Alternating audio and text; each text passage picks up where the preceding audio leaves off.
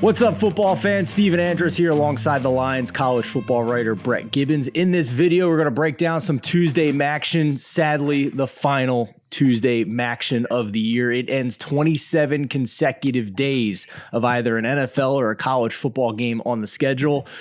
One day off on Wednesday, but then we get a few more days in a row. So it'll be 32 of 33 days of football on the schedule. It's still right in the mix of this. And Brett, let's look at these Tuesday games in the MAC. We'll start with Ball State at Miami, Ohio. The Redhawks a 3-point home favorite. This one, 7 o'clock Eastern time kickoff on ESPN Plus. Total of 44 in this one. Yeah, it's the less important of the two MAC games on the schedule because the other one is a battle for a division and a spot in the MAC championship, but we'll get to that. This one actually has some implications. It's a battle for bowl eligibility. The team that wins this game gets it and the loser doesn't. So who's it going to be? My problem with Ball State right now is Carson Steele, their do-it-all workhorse running back, got hurt last game. I don't expect him to play. I don't think he's probably not going to play. It did not look very good. And he was the entire Ball State offense. He had 263 carries this year, which is fifth nationally. No other running back on this roster has more than 35 carries. In fact, when he went out of the last week's game against Ohio, John Paddock, their quarterback, who I've been on this show before saying he's not very good, he had 35 passing attempts after Carson Steele went out. That's in the second half alone. He only had 13 passing attempts before then, and they were playing from behind. But they only had 2 carries for -4 yards against this Ohio offense when Carson Steele went out. So I have no idea what this offense is going to look like. I don't know if they're going to be able to score or not. The aggregate power ratings prefer Miami by 3.8 points, which goes through 3. And I say through 3 because you can find 2.5 in places. You are going to be paying a little bit of juice, but you can find it -120 on FanDuel as of late Monday afternoon. And because going from 2 points to 3 points is a 12-cent bump in push rate, I'm actually okay paying the extra 10 cents to get that below 3 if you're going to bet this game.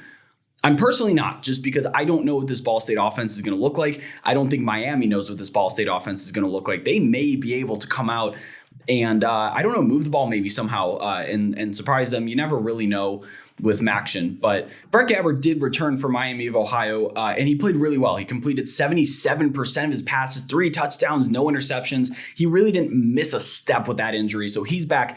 There's a lot more to trust about Miami, but again, I don't know if I'm really excited to bet this one. If you are, though, and you're considering, do I want to pay for the -120 or not, just remember that. You're paying 10 cents for a 12-cent bump in push rate there, implied win probability. So you can take that. It is a good bet in terms of just the math. I like Miami in this one. Again, just not sure how to handle Ball State without Carson Steele.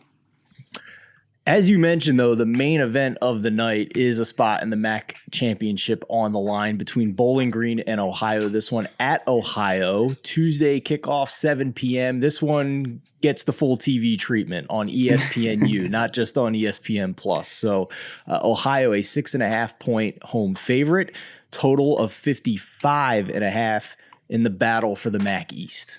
Yes, kind of the battle for the MAC East. If Ohio wins, they're in. If Bowling Green wins, though, they need Buffalo to lose to Kent State. And the reason with that being, Buffalo's game last week got postponed indefinitely against Akron. It's not happening. The MAC recently instituted a new rule, though, where the tiebreaker is if teams play uneven amounts, and this was a COVID-instated rule.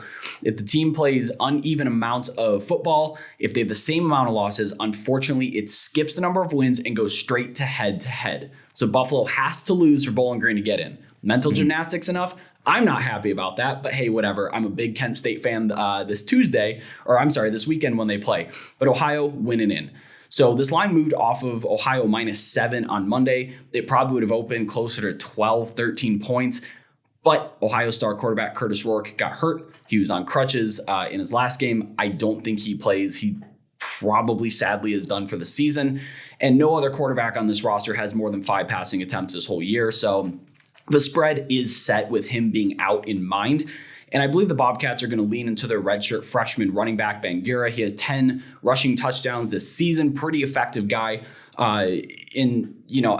it's just tough without Curtis Rourke. They're throwing a quarterback into this situation that has no experience, and they're going up against a Bowling Green defense that excels in havoc plays. Did you watch the Toledo game? Yeah, they put that on full display. I know there's bad weather, but still, the weather in Athens for this game is supposed to be decent, so I don't think we're going to have any of that craziness going on. But Bowling Green did have a blocked punt against Toledo. That's not weather related. That's good defense. That's havoc play related. And Bowling Green scored 10 points off turnovers against Toledo. So when you look at their final score, I think it's a little flawed. I don't expect them to be able to score 42 again in this one, especially not against an Ohio defense that's been playing really well. My aggregate power ratings like Ohio by 12.7, and I'm not saying that as a bet reference. I'm saying that because they moved the line almost 6 points down because Rourke is not playing. So he is a significant loss for Ohio. I actually bet under earlier in the day today when it was at 57, and this thing has come crashing down because Bowling Green, they're pretty good against the run. So if Ohio is to lean into that run game, don't know how effective they're going to be.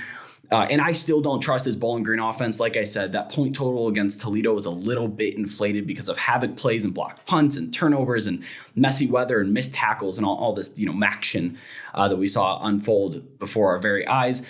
I would still bet this if you can find 55.5. I would still bet under. That's about where I'm stopping. 55. Once it gets to 54, I am no longer betting the under, but I did take under 57.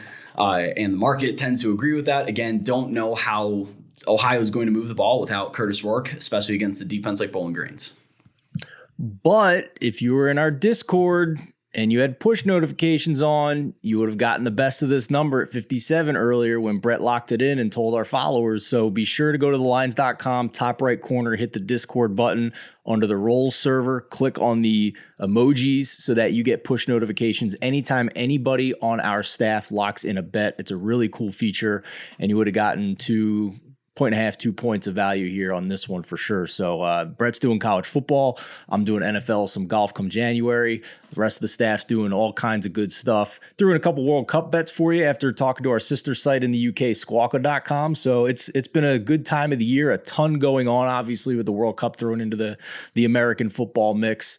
And coming up Wednesday, we are going to record our big college football pod for an astronomically important slate of games on the college football slate, including Brett's favorite rivalry, of course, Ohio State and Michigan. So stay tuned for that. If you're watching on YouTube, hit that subscribe button. Make sure you don't miss it. Let us know in the comments who you're betting on, not only in MACtion, but in college football this week. And hit that like button for us, too, if you wouldn't mind. For Brett Gibbons, I'm Steven Andress. Thanks for watching. We'll see you next time.